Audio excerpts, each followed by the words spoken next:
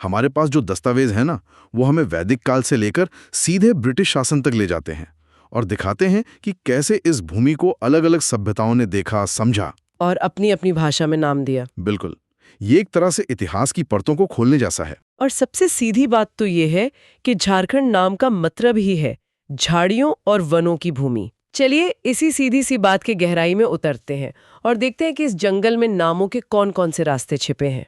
हाँ, और ये भी देखेंगे कि नामों की इन परतों के नीचे इतिहास की कौन सी अनसुनी कहानियां दबी हुई हैं। तो चलिए शुरू करते हैं एकदम शुरुआत से। हमारे दस्तावेज बताते हैं कि जो सबसे पुराने ग्रंथ हैं उनमें से एक ऐत्रेय ब्राह्मण, उसमें इस जगह को पुंड्र या पुंड कहा गया है। ये तो मतलब हजारों साल पुरानी बात हो गई। जी, और उसी दौर के आसपास ऋग्वेद में इसी क्षेत्र के लिए कीकट प्रदेश शब्द का इस्तेमाल हुआ है।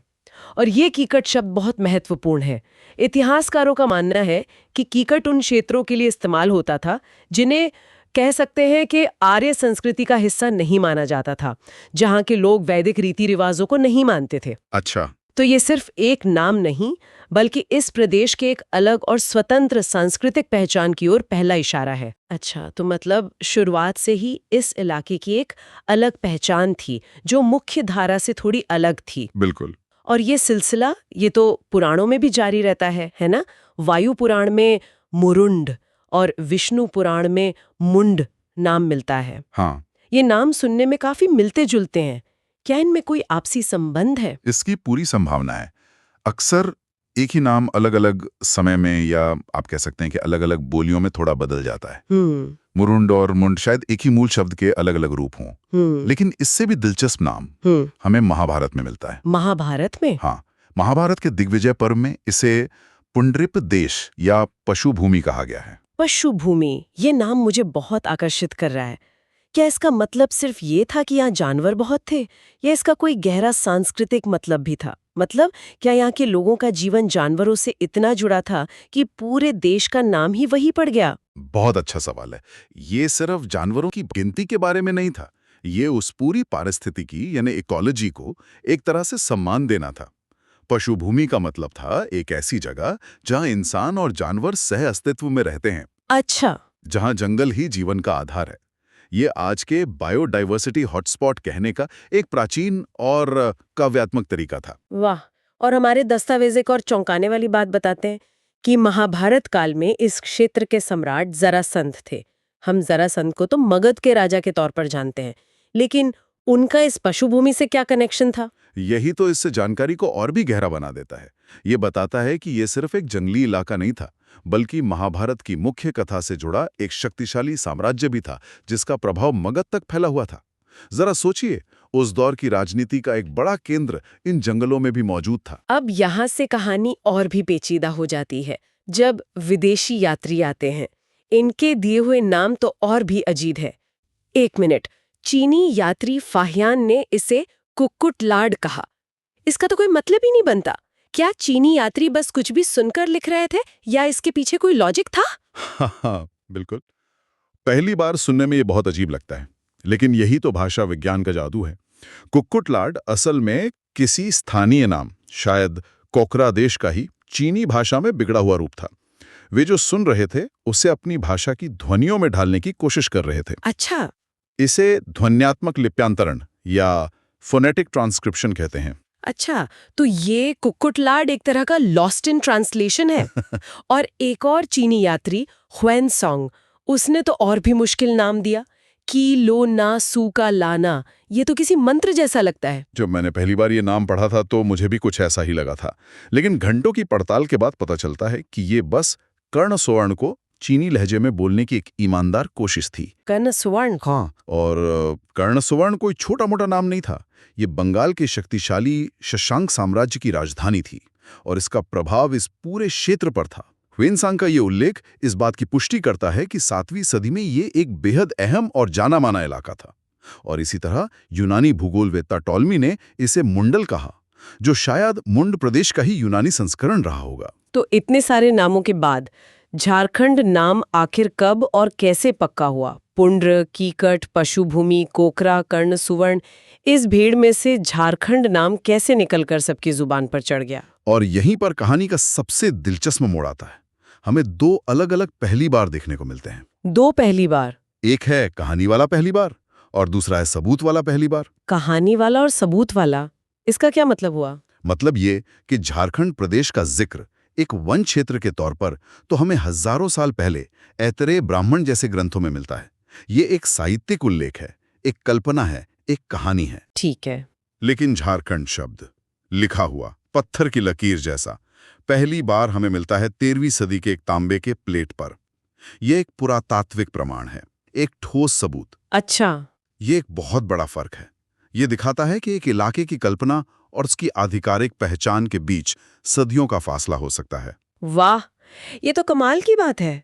यानी एक आइडिया के तौर पर झारखंड बहुत पुराना है, लेकिन एक आधिकारिक नाम के तौर पर ये मध्यकाल में सामने आया। बिल्कुल। और इसके बाद तो लगता है जैसे ये नाम पक्का ही हो गया। दस्तावेजों की सूची देखिए। 14वीं सदी की तारीख है फिरोज शाही, सियारुल मुतखरीन। 15वीं सदी में कबीर के दोहे, 16वीं सदी में जायसी की पद्मावत और अकबरनामा। इन सब में झारखंड नाम ही इस्तेमाल हुआ है। बिल्कुल। ये दिखाता है कि मध्यकाल तक आते आते फारसी इतिहासकारों से लेकर सूफी कवियों और संतों तक सब इस इलाके को झारखंड के नाम से ही जानने लगे थे। ये नाम इस क्षेत्र की भौगोलिक और सांस्कृतिक पहचान बन चुका था। लेकिन एक सवाल है, अगर झारखंड नाम इतना पक्का हो गया था, तो फिर मुगल काल के दस्तावेजों में कोकरा या खंखरा और खोखरा जैसे नाम क्यों मिलते हैं? आईने अकबरी और तुजुक ए जहांगीरी में झारखंड की जगह ये नाम क्यों है? ये एक बेहतरीन सवाल है। ऐसा इसलिए क्योंकि यहाँ दो तरह के नाम एक साथ चल रहे थे। झारखंड एक व्यापक भौगोलिक पहचान थी, पूरे जंगली पठारी इलाके का नाम। ठीक है। लेकिन कोकरा या खोखरा एक प्रशासनिक और राजनीतिक नाम था। ये उस समय के नागवंशी शासकों की राजधानी और उनके राज्य का नाम था। तो जब मुगल प्रशासन को लगान वसूलना होता था या किसी राज्य से निपटना होता था, तो वे उसके राज्य का नाम कोकरा इस्तेमाल करते थे। सही। और जब कोई कवि या इतिहासकार पूरे इलाके का जिक्र करता था तो वो झारखंड लिखता था। समझ गई। एक है पूरे इलाके का नाम और दूसरा है उस इलाके के अंदर एक खास राज्य का नाम। और फिर आते हैं अंग्रेज। ईस्ट इंडिया कंपनी के शासनकाल में छोटा नागपुर नाम सबसे ज्यादा प्रचलित हुआ। ये नाम तो आज भी इस क्षेत्र की पहचान से जुड़ा हुआ है। तो एक तरह से झारखंड नाम कुछ समय के लिए प्रशासनिक रिकॉर्ड से हटकर छोटा नागपुर में तब्दील हो गया। सही पकड़ा। छोटा नागपुर दरअसल नागवंशी शासकों के इलाके के लिए ही इस्तेमाल होता था, लेकिन ब्रिटिश प्रशासन ने इसे पूरे पठारी क्षेत्र के लिए अपना लिया। ये तो बस अंग्रेजों की अपनी सहूलियत का मामला था। उन्होंने पूरे इलाके को एक ही नाम दे दिया ताकि शासन करना आसान हो। ये सारे नाम पुंड्र, कोकरा, छोटा नागपुर, ये तो शासकों और बाहरी लोगों के दिए हुए लगते हैं। लेकिन इस जमीन पर जो असल लोग रह रहे थे, उनकी अपनी क्या कहानी थी? वो कौन थे जो इन जंगलों को अपना घर कहते थे? अब हम कहानी के दिल में उतर रहे हैं। किसी भी जगह की कहानी वहां के लोगों के बिना अधूरी है। दस्तावेज बताते हैं कि झारखंड की सबसे प्राचीन जनजातियां हैं असुर, बिरजिया, बिरहोर और खड़िया। माना जाता है कि ये जनजातियां शायद कैमूर की पहाड़ियों से होकर छोटा नागपुर में आईं। ये इस भूमि के पहले निवासी माने जा सकते हैं। असुर जनजाति का नाम तो वेदों में भी आता है ना? हाँ, और बहुत दिलचस्प संदर्भ में। वेदों में असुरों की वीरता और उनके लौह शिल्प के कौशल का उल्लेख मिलता है। हमारे दस्तावेज बताते हैं कि ऋग्वेद में असुरों को लिंग पूजक या शिष्णों का देव कहा गया है। अच्छा। यह उनकी सांस्कृतिक और धार्मिक मान्यताओं पर प्रकाश डालता है, जो वैदिक मान्यताओं से काफी अलग थीं। यह फिर से उसी कीकट प्रदेश वाली बात की पुष्टि करता है, एक ऐसी संस्कृति जो अपनी शर्तों पर जी रही थी। और इन सबसे प्राचीन जनजातियों के बाद कौन आया? इनके बाद मुंडा, उरांव और हो जैसी जनजातियां आईं, जिन्होंने इस क्षेत्र के इतिहास को एक नया मोड़ दिया। कहा जाता है कि मुंडाओं ने ही यहाँ संगठित शासन की नींव रखी और नागवंश की स्थापना में महत्वपूर्ण योगदान दिया। वहीं उरांव जनजाति जब इस क्षेत्र में आई तो उनकी दो शाखाएं बन गईं। एक राजमहल के पहाड़ी इलाकों में बस गई और दूसरी पलामू की ओर चले गई, जहां उन्होंने एक अलग शक्तिशाली राज्य स्थापित किया। तो ये एक तरह से बसावट की कई लहरें थीं जो अलग अलग समय पर आईं। बिल्कुल। और हमारे दस्तावेजों में एक बहुत ही महत्वपूर्ण समय सीमा दी गई है। एक दिलचस्प तथ्य ये है कि 1000 ईस्वी तक चेरों, खरवार और संथाल को छोड़कर बाकी सभी प्रमुख जनजातियां छोटा नागपुर क्षेत्र में बस चुकी थीं। ये दिखाता है कि इस क्षेत्र में बसावट की प्रक्रिया सदियों तक चली।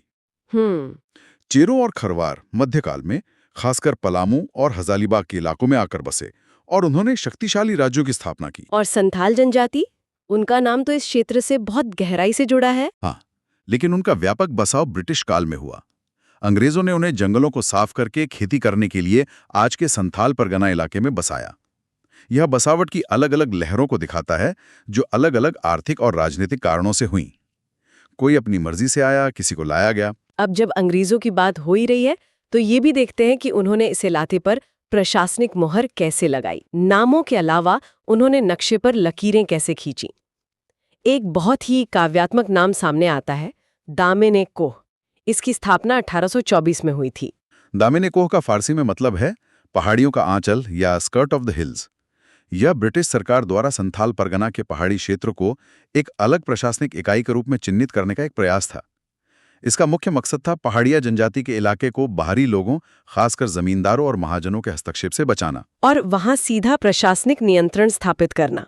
हाँ, इसी तरह दस्तावेजों में यह भी बताया गया है कि प्राचीन काल में इसी संथाल परगना क्षेत्र को नरीखंड और बाद में कांकजोल के नाम से भी जाना जाता था। और अब वो जानकारी जिसने मुझे सच में हैरान कर दिया।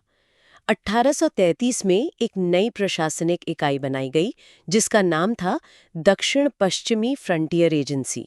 इसका मुख्यालय विल्किंसनगंज या किसूनपुर नाम की जगह पर था और बाद में इसी जगह को एक बहुत ही जाने पहचाने नाम से जाना गया। जी, उस एजेंसी के प्रमुख थे कैप्टन थॉमस विल्किंसन और उन्हीं के नाम पर मुख्यालय का नाम पड़ा विल्किंसनगंज। बाद में स्थानीय गांव रिसा के नाम पर अपभ्रंश होते होते यही जगह रांची कहलाई। क्या बात कर रही हैं? तो आज का रांची शहर झारखंड की राजधानी एक अंग्रेज अफसर के नाम पर था। मैंने तो हमेशा सोचा था कि इस नाम का कोई स्थानीय या आदिवासी मतलब होगा। ये तो वाकई चौंकाने वाली बात है। बिल्कुल, ये दिखाता है कि कैसे प्रशासनिक फैसले हमेशा के लिए किसी जगह की पहचान बन जाते हैं। एक छोटा सा प्रशासनिक मुख्यालय आज एक पूरे राज्य की राजधानी है। ये नामों के जरिए इतिहास के विकास को देखने का एक बेहतरीन उदाहरण है। तो हमने झारखंड के नाम के अर्थ यानी वनों की भूमि से अपनी बात शुरू की थी और इतिहास की गलियों से गुजरते हुए नामों का एक पूरा खजाना खोज निकाला। पुंड्र, कीकट, पशुभूमि, कोकरा, कर्णसुवर्ण से लेकर छोटा नागपुर और रांची तक। इन सभी नामों का इतिहास ही दरअसल झारखंड का इतिहास है। ये सिर्फ शब्द नहीं है, बल्कि ये अलग अलग युगों की गूंज हैं। ये नाम हमें इस क्षेत्र की घने जंगलों, यहाँ की प्राचीन जनजातियों की स्वतंत्र सांस्कृतिक मान्यताओं और यहाँ से गुजरने वाली अलग अलग सत्ताओं की प्रशासनिक सोच की कहानी सुनाते हैं। हर नाम अपने आप में एक पूरा अध्याय है। स्रोतों में महाभारत कालीन सम्राट जरासंध का इस क्षेत्र से होने का उल्लेख है। इससे एक सवाल मन में आता है, अगर हम महाभारत जैसी अपनी पौराणिक कथाओं को पारंपरिक गंगा के मैदानी इलाकों के बजाय इन घने जंगलों और आदिवासी क्षेत्रों को केंद्र में रखकर देखें तो हमारी समझ कैसे बदल सकती है? झारखंड जैसे क्षेत्रों की सत्ता, संस्कृति और संघर्ष की कितनी कहानियां हैं जो हमारे बड़े राष्ट्रीय आख्यानों में अभी भी पूरी तरह से कही जानी बाकी हैं।